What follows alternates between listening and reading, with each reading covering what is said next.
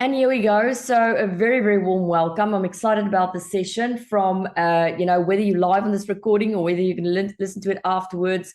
We on module 5 and we're talking about smart marketing, and we've been taking everyone in this series through the money train. So if you've not been listening to that, I really, really want to recommend that you go back to module 5 and listen to all these recordings around the money train and how the money train really works. Especially if you are worried about things like AI and how it's going to affect marketing and what changes.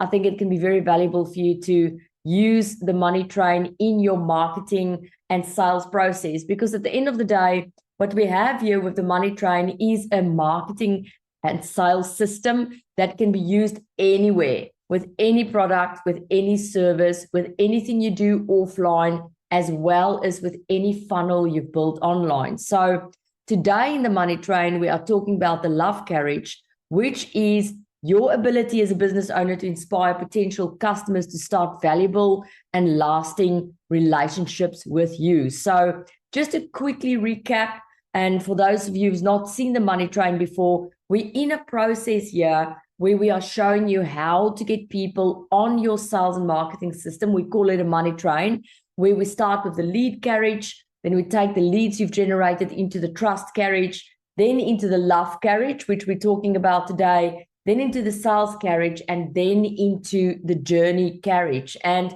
today we're specifically talking about the love carriage.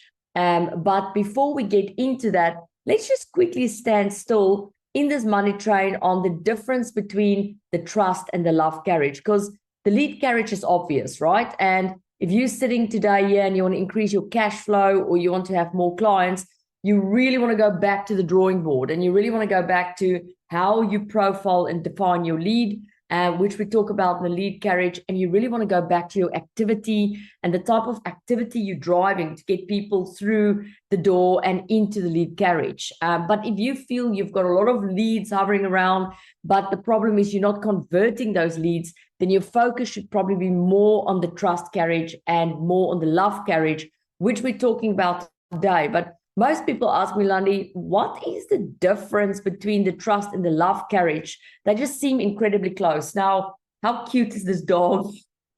I just want to say, just look at that face there. So I want to start with the difference between the two carriages first, before we jump into the love carriage. And the difference for me is, when you get a person through the door, when you have a person in your lead carriage, and if we're talking new business development, because a lot of people work on their current client base, but they completely forget about new business development. But if you focusing on new business development, then when you get your lead from lead carriage, meaning you've just identified them as a qualified lead and you want to get them into the trust carriage, in the trust carriage, you basically getting strangers to trust you. It's that simple, right? You're overcoming objections. That's what you're doing.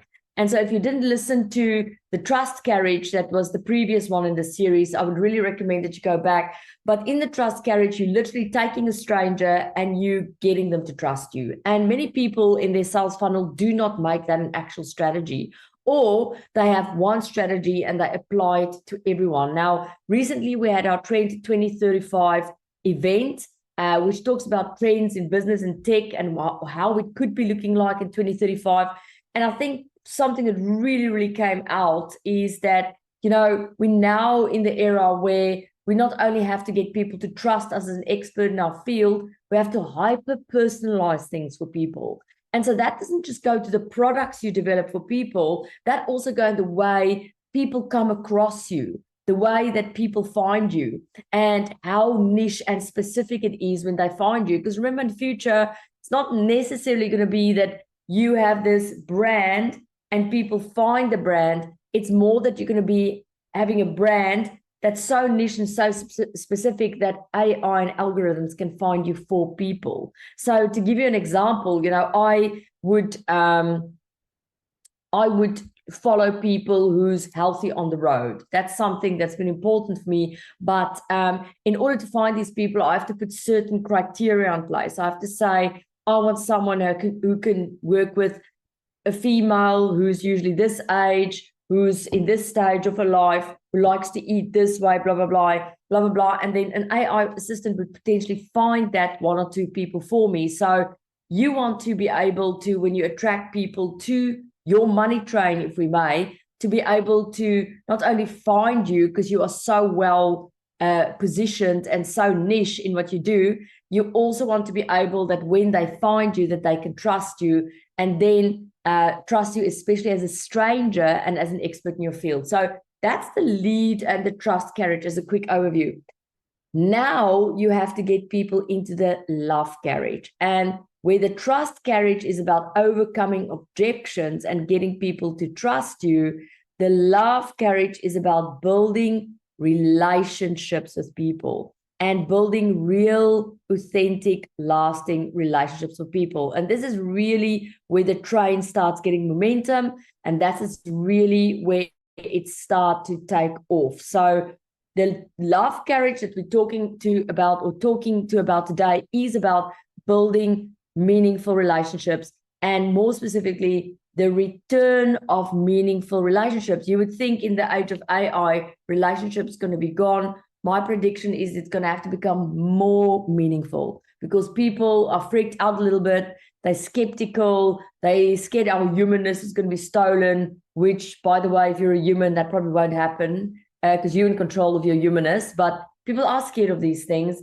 And so what I find from a consumer behavioral point of view and a psychological point of view is that when people are scared about something like technology, they seem to go the other way. So they look for more meaningful relationships because of the technology. So this is a very good time for you in your sales and marketing process to really go and revisit what you do when a lead comes into your universe. Do you bring them in and then tell them about your business and try and sell them immediately? Because that's probably not going to work in future because people are more skeptical. Or do you bring them into the universe and actually put a strategy in place that help them to trust you, and then after that, follow that up with a strategy that deepen the bond with you and the person and create more of a meaningful conversation. So rather than looking at the future as tech only, start looking at the future as tech is going to be more of a powerful enabler, that's for sure, but our relationships is probably going to become more meaningful. The conversations is probably going to become more deeper, and we're going to have longer lasting relationships as people because of technology. It's a dichotomy, isn't it? So you really want to look at today's session, not only from a sales and marketing point of view. You maybe want to finish the session today and go and revisit your ability to have good relationships with people. And luckily, we have something like families, many of us, and we got friends. And these are places in which you can test how well you are with relationships. Now, I can't tell you you're good with relationships or not necessarily, because I'm not there with you on a day-to-day basis. I'm not your family member. I'm not your friend. Your best friend, let's say it like that. I would like to think of you as your friend, me as your friend, but I'm not your best friend who's there with you every single day. You see how you show up, and I'm certainly not your client. So these are the people where you want to go and ask yourself, am I really as good in building meaningful relationships as I think I am? So a way to look at whether you are good at that is to see how deeply you are trusted by your family members, by your friends, and by your clients. So if your family members are not inviting you to things and you're not really on speaking terms, you may not be that good. And I'm not saying that as a criticism. I'm saying that to use it in the sales and marketing context and say, look, you may be leaving a lot of money on the floor. If your siblings had not been speaking to you for a few years, then there's maybe areas for you to improve. And, when your clients, when you don't have a high retention rate, if people then stick around your ecosystem, the bonds that you're forming with people might not be that good either. It's a shocker, isn't it?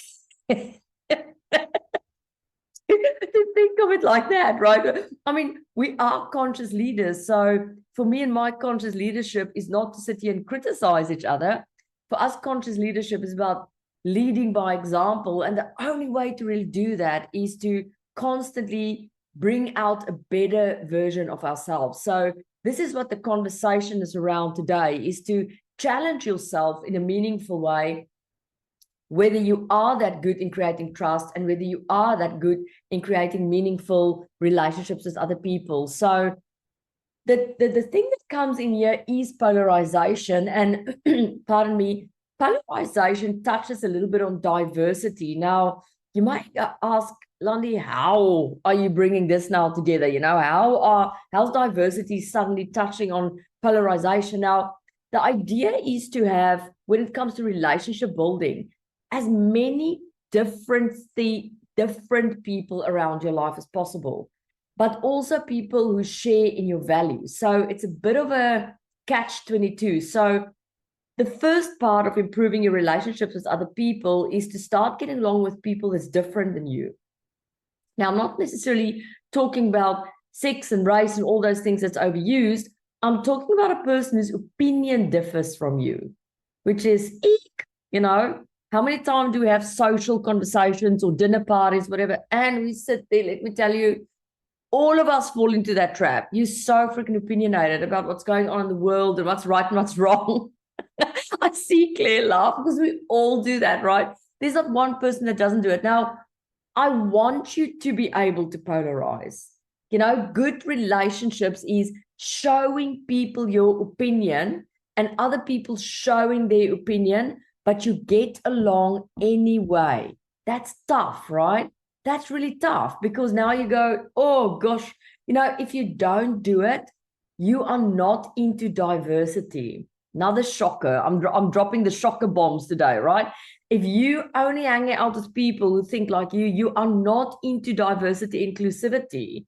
You're not that person. You may think you're that person, but you're not that person. So relationship building is hearing another person out, listening to how they're different than you and go, right, let's, rather than agree, let's value align. And this is really important for you finding clients. And this is really important for you retaining clients in your business. So I should be able to sit with Chris on this call and say, Chris, I don't agree with your opinion. Me and Chris may have a fight about what is the healthiest thing to eat, right?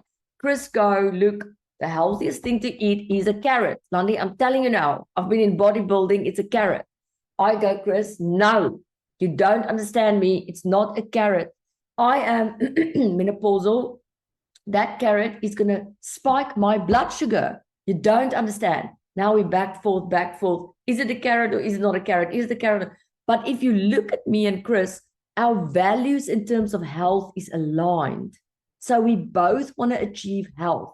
That is the way you can look at the people that come into your ecosystem. So your values are aligned. You both feel passionate about certain things, but you allow yourself to disagree. So polarization when it comes to sales and marketing is highly celebrated.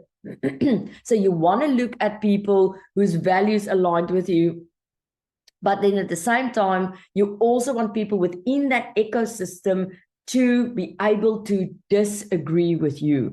And so it sounds a little bit complex, but it doesn't have to be that complex. So let's say, for example, you're a leader, the value that's aligned, that you all into leadership and want to help other people become the best version of yourself. So you all value personal development. You all value professional development. You all value leadership. And that should be very clear in your brand and your algorithms so that people can trust you and build a relationship. But once they're on your train, you can't expect people to sit on that train and agree with everything you say. So I really just want to differentiate between those two things, because I do think people at the moment, all of us are getting a little bit confused, right? We're getting a little bit confused here. So, but we want to be able to be clear on that so that we can go back to the drawing board now more than ever and build relationships with other people. And I really want you to re-listen to this session at some stage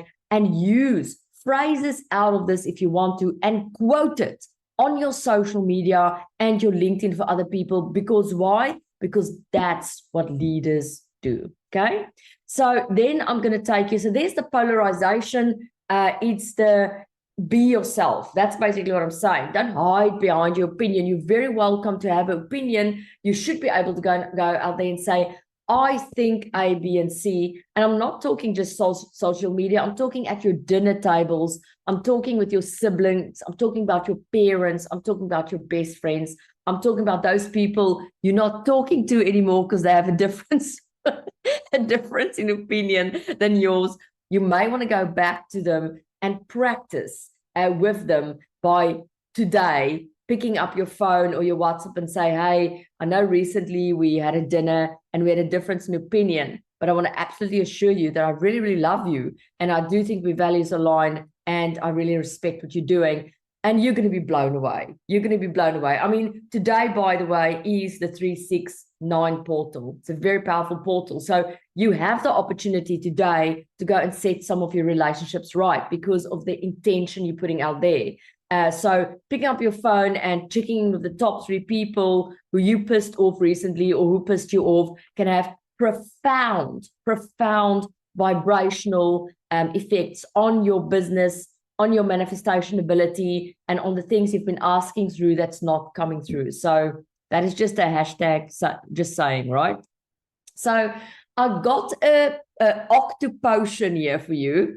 That's going to help you reestablish relationships with people, but will also help you in your marketing and sales strategy. Now, when I say it will help you in your marketing and sales strategy, you know, you want to have a person in your lead carriage and you want to sort of welcome them in there and say, welcome into my universe. You're now on my lead carriage. You want to, at that stage, already qualify the person by looking at values alignment, but also looking at, ways in which you can polarize yourself. For example, you do like coffee, or you live on an island, or you into fashion or whatever. So you want to bring that already together in the lead carriage and already in your brand, your brand, so that people can recognize you. Then you want to have a strategy in place, a trust strategy for every single person that comes into your business.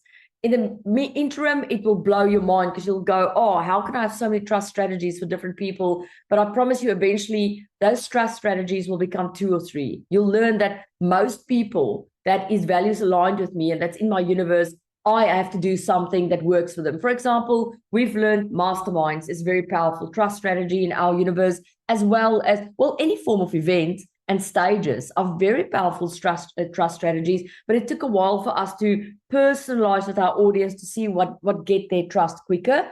So we just won't sell a person unless they've been through one of our trust strategies. In fact, we've noticed if they've not gone through one of our trust strategies, it's a tough client. They're demanding. It's not because they're a bad person, it's because we did a poor job in getting them to trust us, right? They sort of come in with a wariness. They're like, who's these people? And they can go into a sale, but the energy of them is like this. It's like, for those who's listening to it, I'm like skeptical. I've got a skeptical face. It takes them longer to check us out, even though they've already bought. Whereas if the trust is done before the time, even if there's more time that go into trust, it's a super client. I mean, there's immediate love. There's a bond, a trusting bond that makes that person believe that this person's got my best interest at heart. And that means a good trust strategy has been put in place, right? Then we get to the love strategy, which is now the potion. And again, the stronger the love strategy, and again, it's not a nice to have, it's an actual strategy that you put in place for the person. They've been through a trust strategy, now they need to go through a love strategy. So many of you on this call has experienced the love strategy where you had a one-on-one call with Mike and he went like, right, tell me what's your problem. How can I give you some love, right? How can I help you? Let's now look into your specific situation. And Mike didn't do 10 of those. I mean, you're not running a call center or a prostitution business, where you have to just give and give and give and give and give. And before you see your cheeks are freaking sucked in like this and you're burned out and there's no money in your bank account. That's not sound business practice, right? You can give people one love strategy, but when you give them that love strategy, give them your entire heart, right? And those are the love strategies I'm going to be talking about today. You can give them 2 love strategies. If you say to me, Landi, I'm sorry, I'm working on my people pleaser psychology, I'll say, look, do 2 love strategies if it makes you happy. By the time you get to 3, I'm going to go, here comes the red card. There's a bit of call center prostitution vibe going on there. And we're going to have to work on the self-love, right? So you're You can't just give. If you give, and there's nothing that comes into return, whether that's money that comes into return or something, or barter agreement, whatever, you are energetically out of balance. In other words, you are you don't provide self-love. You're not into energy exchange, and that's going to show up somewhere else in your life, right? So are you ready for your octopotion? Let's see how we can give people love. And again, go and practice with your siblings and your friends and your spouses and your partners. Don't avoid these people, because many times I find people are brilliant with love strategies when it comes to their clients, but things at home are not very kosher. And that means you've not dealt with the elephant in the room, right? That means you've not dealt with the real stuff. So here's your octopotion. How can we really bond with people, and what love strategies can be put into our business in order to get them to into the sales carriage? Remember, the more powerful the lead, the trust, and the love, and especially the love. I find the love is where the people start going, okay, I'm in love with you. I'm sorry. I tried to avoid you. I tried to get away from you. I thought you were this and this, and I thought of 1,000 reasons why I shouldn't have you in my life, but okay, you got me. I'm in love. This is where people go, okay, how can I work with you? So the better you do this, the better people's going to go, I actually now can't live without you, because I have head over heels fallen in love and I want you in my life because I saw your heart. And with AI and with tech, seeing a person's heart is going to be more difficult. So if you are willing to put yourself out there and give your heart to people on this journey with you on the money train, you're going to have people fall in love with you left, right, and center. So the first thing you can do is, solve people's problems. Really, just solve their problems. And many people come to me and say, Landi, I've got this intellectual property, and how much do I give of myself? And should I just give them their little bit in the beginning? Now, me and Mike do say to people, look, if you don't want to give everything away, show people why they should be doing something, what they should be doing, but not how they should be doing.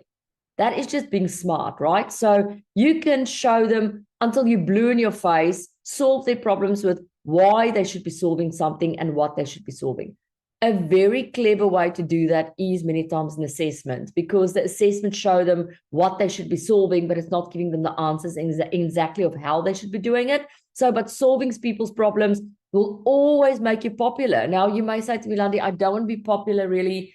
Look, I've never really come across a person who don't want to be popular. People don't handle rejection well. No one does, right? So to walk into a room, I get it so many times. Oh, Landi, yeah, okay, no, I don't really, I've had enough. I don't care what people think about me anymore, blah, blah, blah. That's true to an extent, right?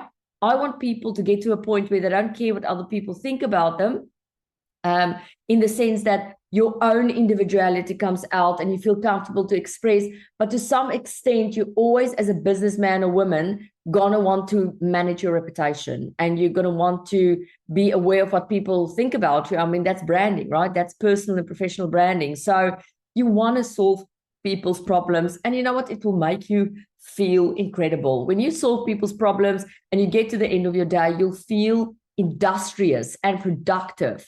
And you do it by giving talks at people's events. If you're a professional speaker, you want to be charging a lot for your keynote. And that's one of the things me and Mike work with you on, is to really work on international level and charge a lot. But there's going to be many, many situations where you have to give talks at networking events, like we do at masterminds, whatever. It's incredible, powerful sampling, because you have the opportunity there to solve people's problems. So you want to think of these boutique events where you can solve people's problems. Maybe you speak at someone's business network. Maybe you speak on a webinar. Or maybe you do these one-on-one discovery calls if you're more of a consultant. But that is giving 15 minutes of your time, or 30 minutes of your time, and 45 minutes. We do a lot of that with podcasts, where we get on people's podcasts as hosts. And our mission on that podcast is just to solve problems.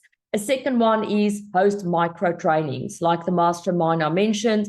Maybe have business meetings one-on-one, where you meet a person in a hotel in a beautiful setting and you just solve their problem, or provide industry reports. Let's say you're in the industry of online marketing, you want to have a beautiful gloss industry report that just solves problem after problem after problem after problem. And if a person is in a predicament, you send them that report. Or if they're at a meeting, you have that report printed in front of you and it's stunning. And after the meeting, you say, look, you're really awesome. And, but you've got a lot of problems. Just take this report and go and work through it. And the more complex the report, the more the person will feel that you love them if you highlight the top 2 things in the report that they should be focusing on first. So rather giving them the whole report, and you just say to them, look, just go to section 3. Just go to section 3. You can thank me later. Go. That person is probably going to circle back at some stage and go, look, this is just too complex. It's too much. I need your help. Can I work with you? So that means you've shown them real good love there, right? That's how you can solve people's problems. And it's insane. Previously when I said to people, do an industry report, they're like, Landi, please, don't you understand that I don't have time? Now, your enemy, AI, that you don't like a lot at the moment, can put an industry report probably together very quickly for you, which will make it your friend, right? So this is how we let the humanity and relationship building and AI work together and not against each other, right? The second thing you can do for people is save them time. Boy, oh boy, people really, really appreciate it because everyone is busy, right? It's our theme word. How are you doing? Do you ask a person, oh, I've been busy. And you? Oh, no, I've also been busy. That's how we talk now. You don't go, oh, I've actually had a really crap week because I have a loved one in hospital, or you know what, actually this or that. No, we're busy, right? So this is indoctrinated into our minds. So because of that indoctrination, doing something that removes the busyness for people is highly appreciated and may even be mistaken for real love. So ways that you can actually do this for people is to help them facilitate online summits. So you have, for example, Gillian and a Claire coming together. Gillian and a Claire goes, we both want clients, but we want to accelerate the process of lead generation. So why don't we jump on a call and do a summit together online that touch on a certain topic that's not in competition with each other, and we get Claire's people there and we get Gillian's people there, and hey, why don't we just get 5 other people in the circle of excellence there? We do a summit together and we lead generation together. We all work together. And if a person like Claire more than Gillian, good for Claire. And if they like Gillian more than Claire, good for her. But we're all in it together and we are all going to save time for each other.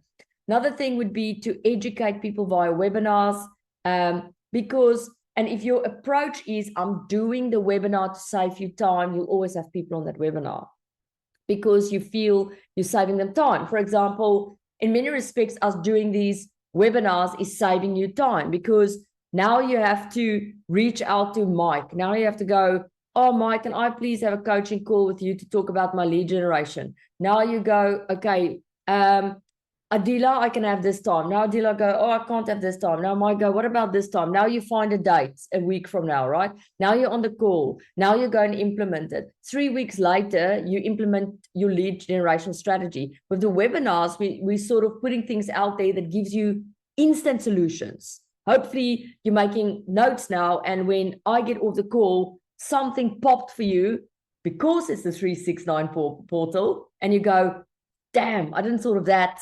I'm going to do that immediately. And that immediately will take a little bit of my worry away and it will save me time. So this is how webinars is useful to people. So you can run an evergreen webinar once a week.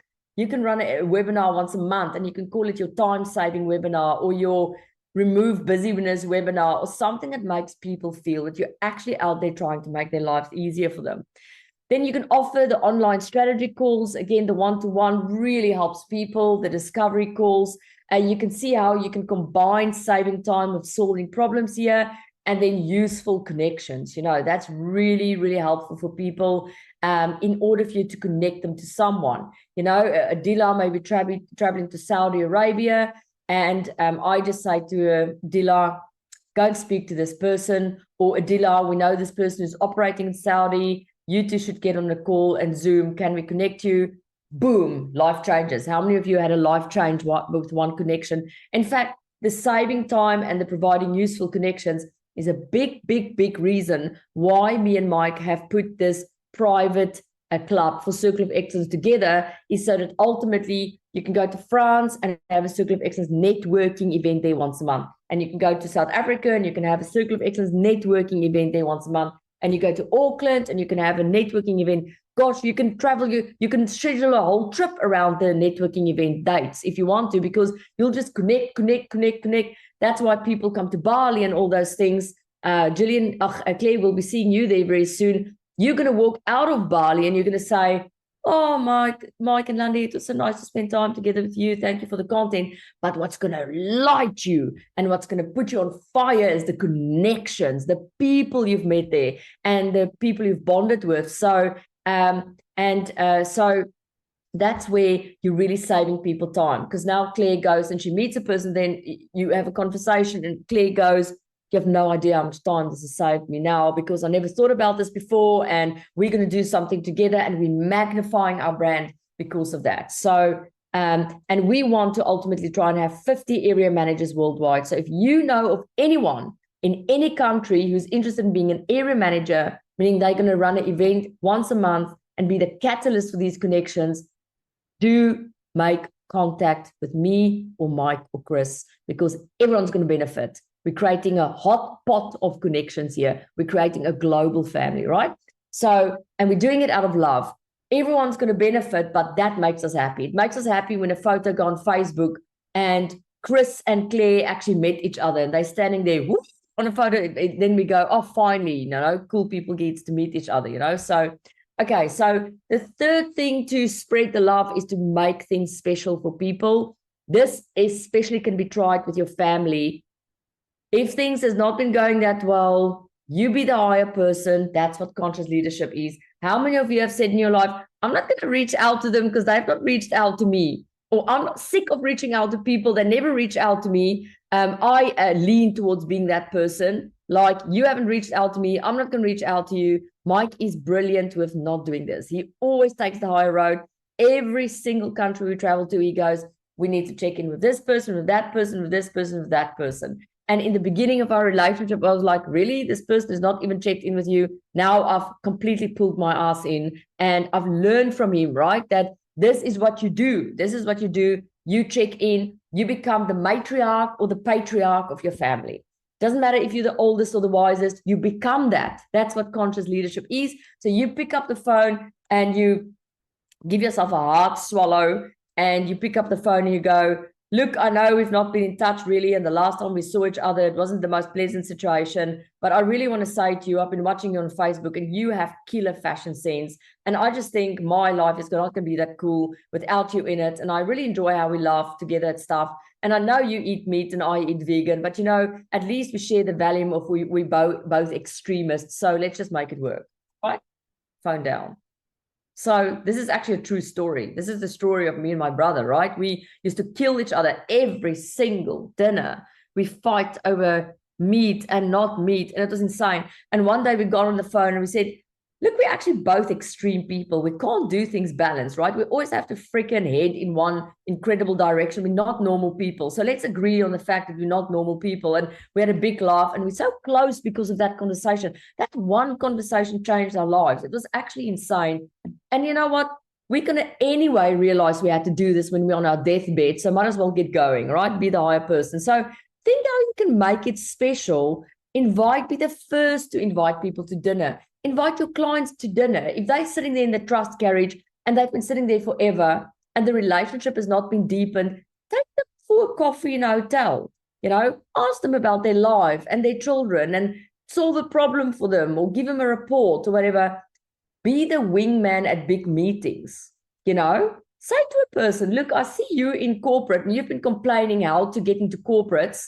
You're sitting there in the boardroom all alone and people go with their guns, pew, pew, pew, and you just sit there and go, everyone is asking me this question.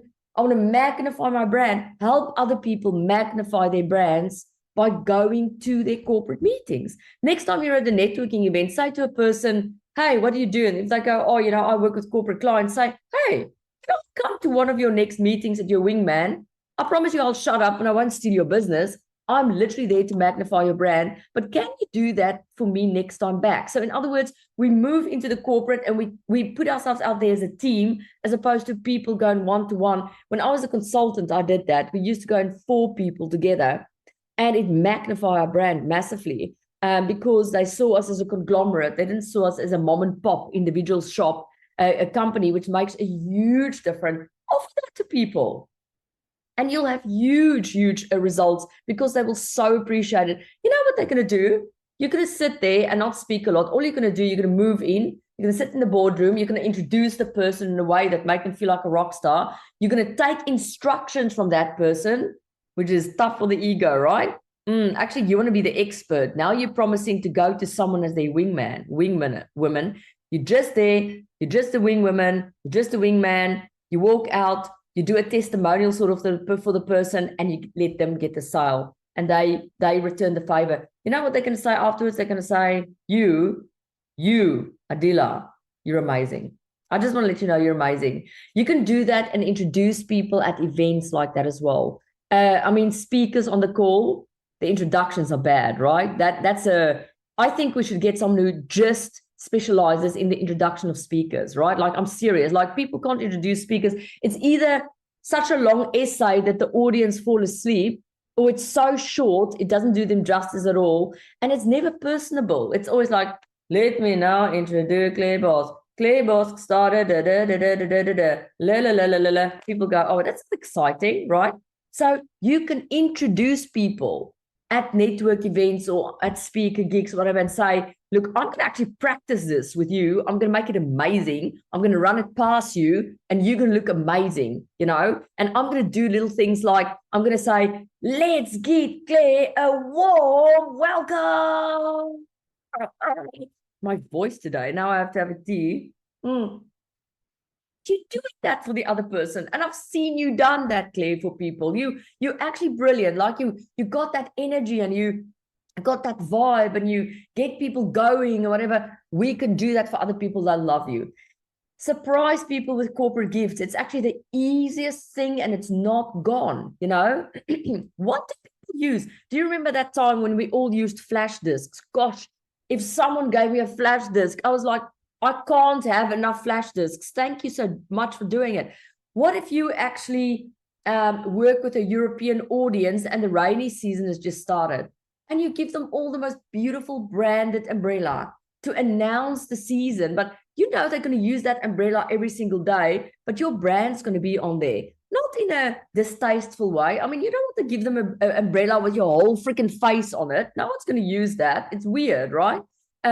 But you want to have a subtle thing about your company on there, and not just a logo, maybe a QR code that's subtle, that can remind people that you got them covered, you know? I mean, excuse the pun, but, you know, you can get really creative, and people love gifts. They love gifts. I tell you, if you go, and you don't have to give every single one gifts, go to people who stuck in your Trust Carriage, because they've not made the transition between trust and love. So target them, you know, choose your top 10. You don't have to go and print 500 corporate gifts. That's why people have garages and storage spaces full of crap, because they go and do it go and say, for these 10 people, I'm going to do it. Next month, I'm going to do it for other 10 people, but I'm giving them something different. Do you see that the theme here that's unfolding is really getting to know people intimately? And I think this is the toughest for people, caring about people intimately, really not just giving them a gift going, once they have that umbrella, they're going to be my client, I've hooked them. But to say to yourself, I actually can't wait to see the look on their face, because this person is a freaking cake addict.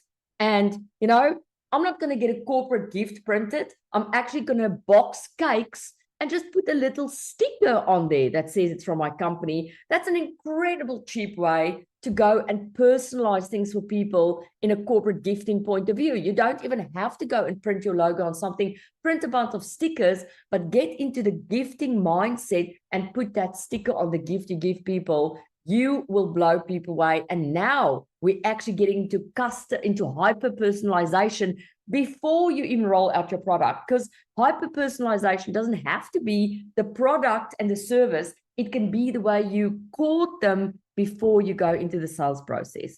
Look, by the time you're in the sales process, they go, look, let's just freaking do it, right? Let's marry.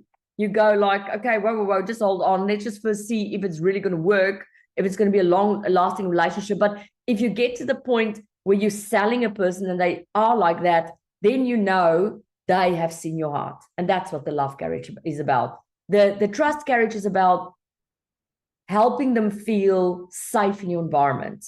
It's like a date, right? Look, I'm not going to misuse you. I'm not going to cheat on you one day. I'm not going to do. The Love Carriage is, I'm making myself vulnerable. I'm showing my heart. Because what happens when you start showing your heart, there's real chance of rejection, right?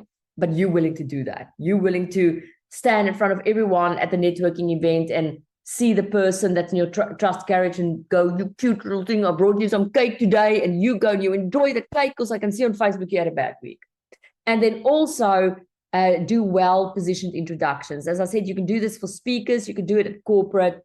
It's just uplifting a person, you know. You can do it on social media as well. You bump into a person at an event. I mean, you're all here masters of reading intuition. You're all masters in reading energy, right? So you bump into a person, you see they're off, right? You can't put your finger on it. They got that smile. It's like, hello, how you doing? No, I'm doing fine. But you can see your eye catches them when no one's looking. You can see, not doing well at the moment. Something's off. Something's not nice. You don't say anything. You walk up to them. You go, hey, can we take a selfie together? You don't make them look crap in the selfie. You make them look nice in the selfie. You put a nice filter on if it's your thing. You go and you post afterwards, you know, bumped into, you know, Adila this week. You know, I don't think Adila gets what she deserves. I don't know if people know how highly qualified she is and the incredible heart she has. And actually people know about her incredible work in Saudi and the a connection she has and the shifts she's done energetically for people, and you know what she's been through and what an absolute trooper she is. Now she puts one foot in front of the other and post. How do you think Adila's going to feel? Adila's going to have tears in her eyes. That's what Adila's going to feel. She's going to go, finally someone to see me, right? And then next time you have a course, who do you think is going to sit at that course? Adila. Because you were the only one who actually took the time to make her feel better, right, about herself. So that is really make it special. And then find the root cause. This is strangely enough one of the most powerful ways to actually get people in your Love Carriage to feel that you are actually building a relationship with them. Audits, diagnostics, assessments. Why? Because finding the root of their problem does almost all these things I've mentioned before in one. So I always say to people, do assessment, but I don't explain myself well enough. So now I'm going to explain why an assessment is so incredible when you give people love. Number one, when you do an initial assessment on a person, let's say the assessment is going to tell you whether you are sane, semi-crazy, or nutbag, right? That's your assessment. So if you come out red, you're a nutbag, right? Lots of problems, right? If it comes out orange, you're semi-crazy, I think we may still help you. And if you come out green, look, you're good to go and live your life, right? So that solves already a problem for people to understand where they are. People don't understand where they are. So we are so solution-focused and how to fix a problem focused, we completely forget about the root cause of the problem. So you may be someone specializing in someone's confidence, but the reason why they don't have confidence is because they were traumatized by someone who left them for someone else. So what an assessment will do, it will say, look, you don't have confidence because someone left you, because your upbringing was crap, or for a different reason. And now the person go, oh, I never realized this. And what did they tell you? Jillian, thank you. You've not even sold them something. They've not even been in your products or services. You've just solved a problem sincerely for them with your audit or your diagnostic or your assessment, right? So they go, wow, I didn't realize that. So also, by solving the problem for them and coming to the root cause, you've saved them years and years and years of therapy. And what have they been doing? They've been going every single morning on YouTube going, how to improve my confidence. But they should have gone onto YouTube every morning and put in how to overcome post-traumatic stress disorder. You see, now they're going, oh, I never knew that. I never knew that. I'm completely on the wrong track. So assessments put them in the right direction. Also, make it special. Assessment shows them how good you are in the feedback you provide. So when you do an assessment to a person, you don't want to send them necessarily a report. You want to send them your personalized feedback, because then they can hear how good you are and how knowledgeable you are, but also they can feel your heart. They can see in the way you give feedback how you're doing it. You're not giving feedback like, sorry, you red, you're a nutbag, you lost. Your feedback is, look, you are red in this area, but there is solutions for this, because I don't want you to worry. Do you see the love in that? There's assurance, right? I also want you to know that even though this area is red, that you are doing okay in the orange area. It wouldn't take too much. It's a low-hanging fruit to get you to the green. And I also want to commend you on the green. You've done well here, so you're not lost. Do you see the difference? A report can't do that.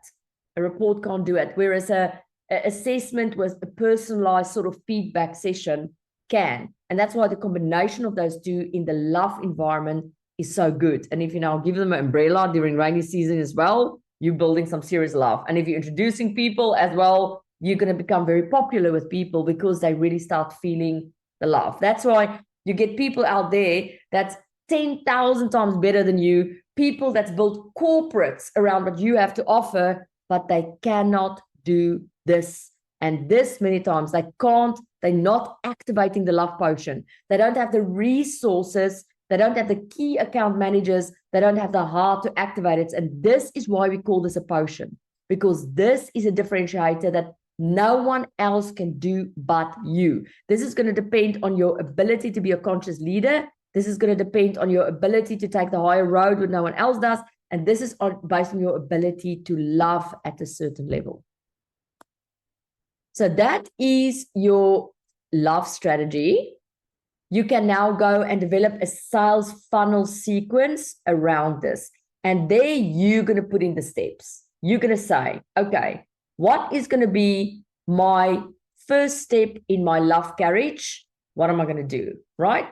And use a profile, use a person's name like Chris. Chris, we're going to use it. We're going to say, so what is my mission to get a Chris in my money train that's value aligned, but no, we can differ, right? What am I going to do then to get Chris to trust me as an expert in my field? What am I going to do to get Chris to love the life out of him and make him fall in love with me to the point that he can never leave again? Enchant him, right? What am I going to do then with Chris?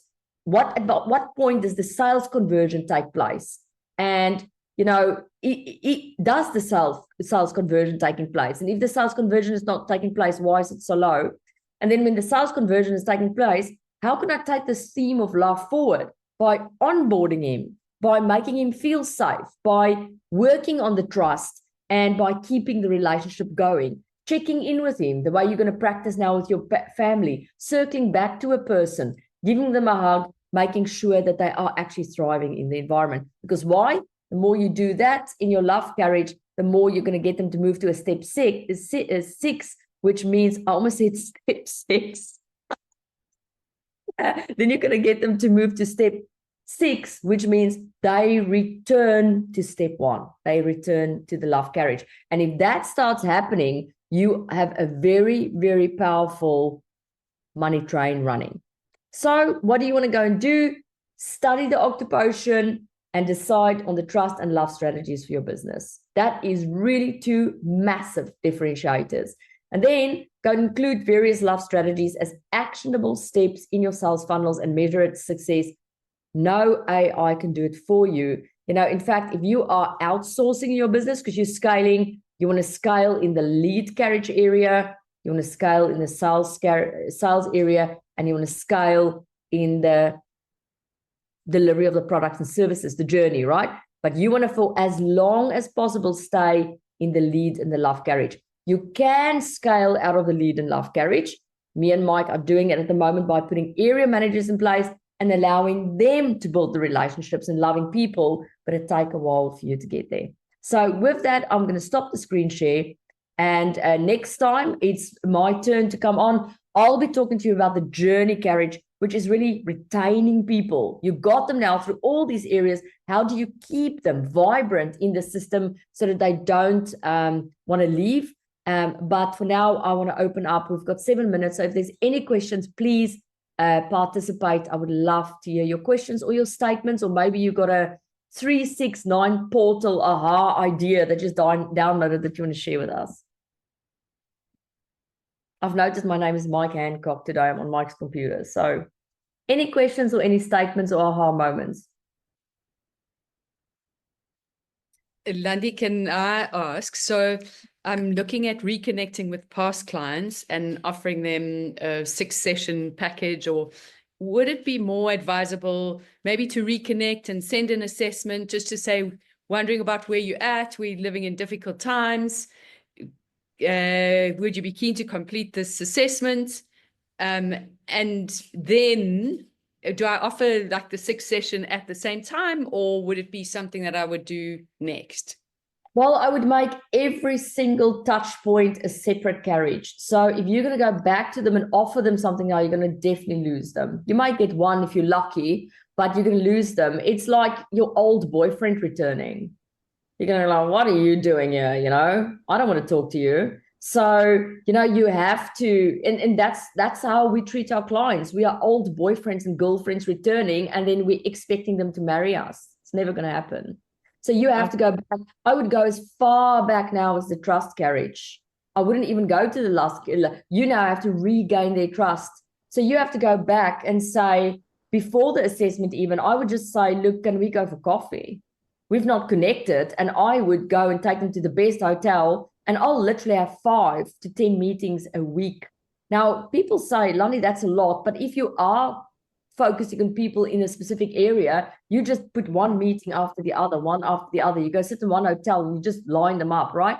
If you're online and you've got a worldwide audience, you just have one meeting after the other. And you literally say, you literally start the call with, I want you to 100% understand I'm not here to sell you.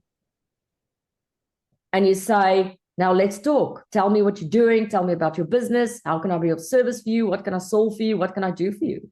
And some of them is just going to get off the call going, what was this? Right? Can it be? What just happened? But now you got them in an Excel sheet. And that's what people, they leave people on the floor. Now that you've done that, you want to maybe go back to them in a month's time or whatever and say something like, look, I've got a really nice mastermind coming up. Again, I'm not going to sell you anything. We're all getting together and we're solving each other's problems. And now the person's going to, you see, now you've conditioned them. Jillian doesn't necessarily want to sell me. Now they're going to be, now the sales objections is completely off. You've destroyed it. Now they come to your mastermind or your mini training or whatever, and they sit there and, you know, afterwards they hover around and they go, look, Jillian, how can we work together? Or if they don't want to become a client, they're going to come and say, look, can we do an event together? They're going to want to be around you. So now this takes a bit of time, but either you get onto the train and start doing it and build this ecosystem, or every single person you approach is going to disconnect. Every single ex-boyfriend and girlfriend is going to go away, go away, go away, because you give off a smell like a skunk. I hear you. Think of yourself. What will you do if someone come back now? Hi, Jillian, I've not seen you for a while. Look, why don't you go look at my new program? I'm going to skip. I'm going to go back. Oh, Jillian, it looks wonderful. And I'm going to go delete. Yeah. I've just done that for all the event organizers that I had on my LinkedIn profile. They're not pursuing you. They're not pursuing you. They're not enchanting you. They're not romancing you. You see, AI and tech's going to help us with the romancing process in the sense that it will remind us you've not checked in with a person. They're in your lead carriage. You've not taken them to your next carriage. It's going to help you profile to attract them. It's going to help you with strategies to make them feel safe. It's going to help you with all those things with your product development, whatever. But you stay responsible for how you make people feel. and you take responsible for taking the high road for diversity and for conscious leadership. I don't get that. May in a month's time. but at the moment not. So and that's really what differentiates you, and that's that beautiful human touch that should make you ultimately a very, very wealthy person. So if you think of this as the big problem in your business, then this is a fantastic problem to have. It's a stunning problem to have, because you can do it. You do it with other, but if you at the point in your life where when you use terms like, and we all do it, we're all guilty, so I don't think it's freaking the angel of the universe sitting here. I'm sick of people. I don't work with people anymore. I don't trust people anymore. We all, I've had it with people. I'm done checking in with people that don't do it anymore. I'm done. This means your business is going to go down, down, down, down, because you're basically saying you're done with relationships. If you're done with relationships, you are ready to go to heaven. Yeah. Any more questions? We've got a minute left, or statements. Thanks for that, Gillian. What would you say for event organizer then would be, like event producers and things like that? What would be a good opener to reconnect with them and give them value? I think you have to find out what they love. Let's say they're wine drinkers or cake eaters, or that all the stuff that they love is go and make it special for them. I would go to, for example, if just as an example, if I was targeting a bunch of female event organizers, I would say to them, ladies, you've been working way too hard. It's half year. I'm putting a high tea up for all of us, and let's go and high tea and champagne together. I mean, I'll be there in 2 seconds, and then you just do your Claire thing. You build relationships, you gift them, next time you solve problems with them. You say to them, guys, you work with so many speakers and stuff. What do you hate about them? And they're going to say, I hate that they all give me a 5-page speaker sheet. Can we just get one slide that we put in our presentation for our clients? And then you go and say, look, I'm going to do a template for you, and I'm just going to send it to you. And why don't you just send it out to all your speakers in future, and you don't have that problem? They go, you will do that for us? I go, yeah. Cool. With that, I have to go. And if there's any more questions, please, you all know where to find me. You can WhatsApp me, and I'll be happy to answer it for you. I'm looking forward to seeing you very soon, Claire, in Bali, and we love you all very much. We'll chat very soon. Bye. Bye.